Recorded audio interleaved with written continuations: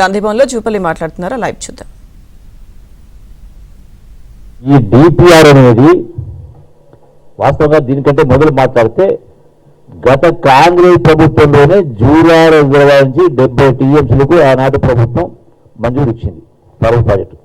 సరే, తర్వాత కేసీఆర్ దాన్ని షిఫ్ట్ చేసి శ్రీశైలం బ్యాక్వర్డ్ తీసుకురావడం జరిగింది. 35,000 కోట్లు మంజూరు ఇస్తూ 25,000 కోట్లు ఖర్చు పెట్టి ఎక్కడ కూడా అసలు దానికి అవసరమే అసలు ఈ పాలకుల ప్రాజెక్టు పూర్తి కావాలంటే ఇంకో 45,000 కోట్లు కావాలా, అడ్మినిస్ట్రేషన్ శాంక్షన్ ఇవ్వాలా, కెనాల్స్లో ఏమీ లేవు. అయితే మరి అసలు చేసినటువంటి మొట్టమొదటి పొరపాటు ఏంది కేసీఆర్ చేసింది? ఏ క్లియరెన్స్ లేకుండా, వాటర్ అలొకేషన్ లేకుండా కట్టేటువంటి పద్ధతి చేసినప్పుడు మొదటగా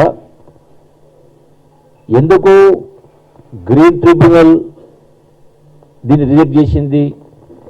పెనాల్టీ 400 కోట్ల రూపాయల పెనాల్టీ వేసింది, మీరు పనులు ఆపండి అని. ఎందుకంటే ఎన్విరాన్మెంట్ క్లియరెన్స్ లేని అసలు మొదలే ఎన్విరాన్మెంటల్ కాదు, పని స్టార్ట్ కాకముందుకే ఎన్విరాన్మెంటల్ క్లియరెన్స్ తీసుకొని ఉంటే మన నీళ్ళతోటి మన నీళ్ళు మనం వాడుకునే అవకాశం ఉండింది. ముందు చేసే పని వెనుక పని చేసే దాన్ని ముందు పెట్టే కార్యక్రమం చేసి, సో ఆ తదనంతరం ఏం జరిగింది? వీళ్ళే సుప్రీంకోర్టుకు కేసీఆర్ ప్రభుత్వమే, హరీష్ రావు మంత్రి ఉన్నప్పుడే, కేసీఆర్ దానికి సంబంధించిన మంత్రి ముఖ్యమంత్రి ఉన్నప్పుడే సుప్రీంకోర్టులో మేము ఇరిగేషన్ ప్రాజెక్టు కోసం కాదు తాగునీటి కోసం వాడుకుంటామని చెప్పని సుప్రీంకోర్టులో పిటిషన్ ఫైల్ చేశారు. మరి ఇప్పుడు నీవు చెప్పేది ద్వంద్వ వైఖరి కదా, ఒకవైపు పాలమూరు ఇరిగేషన్ ప్రాజెక్ట్ అంటున్నావు, మరి మీరు సుప్రీంకోర్టులో ఆ స్టేట్మెంట్ ఎందుకు ఇచ్చారు? ఎన్విరాన్మెంట్ క్లియరెన్స్ లేకుండా, అంటే ఎన్విరాన్మెంట్ క్లియరెన్స్ లేకుండా అసలు పని ముందుకు పోతుంటే మేము ఇరిగేషన్ కోసం కాదు, ఇది ఓన్లీ డ్రింకింగ్ వాటర్ కోసం చేస్తా ఉన్నామని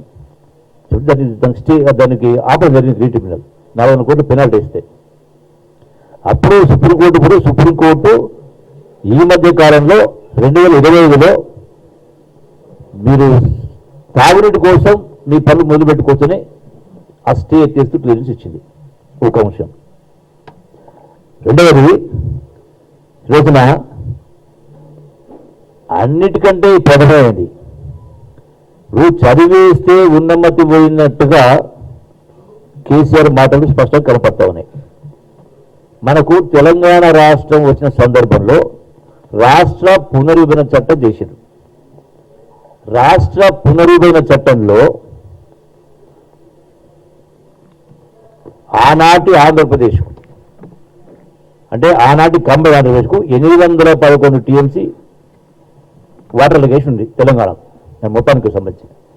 పునర్విభజన చట్టంలో ఎన్ బ్లాక్ అలాట్మెంట్ చేశారు, అంటే 811 టీఎంసీలు తెలంగాణ ఆంధ్ర కలిపి 811 టీఎంసీ అని ఇచ్చారు. అంటే ఇంత స్పష్టంగా పునర్విభజన చట్టంలో ఇచ్చినప్పుడు మన రాష్ట్ర ప్రభుత్వం ఏం చేయాలి అంటే, నదీ పరివాహక ప్రాంతం ఎంతైతే ఉంటే, అంటే జాతీయ కానీ అంతర్జాతీయ నీటి సూత్రాల పథకాల ప్రకారం పరివాహక ప్రాంతం ఎంత ఉంటే అంత వాటర్ అలొకేషన్ వాళ్ళది. అది సహజ నీటి ఒప్పందాలు ఉన్నాయి హెల్సింకి ఒప్పందం నుంచి. దాన్ని పక్కన పెట్టి సెన్స్లెస్గా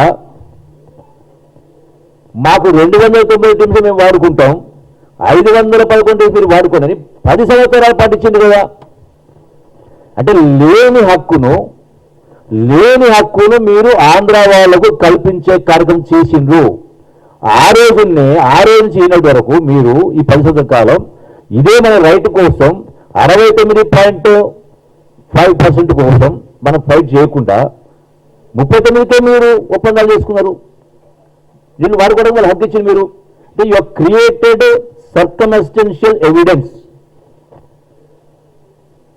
ఆంధ్ర వాళ్ళ ఒక సాక్ష్యం కింద మీరు చూపించే కార్యక్రమం చేశారు. దానికి తోడు మీరు అది రెండవది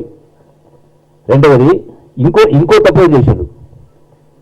ఈ ప్రాజెక్ట్ కోసం 45 టీఎంసీలు మైనర్ ఇరిగేషన్ సేవింగ్స్ ద్వారా మేము దీన్ని పాలమూరు వాడుకుంటామన్నారు.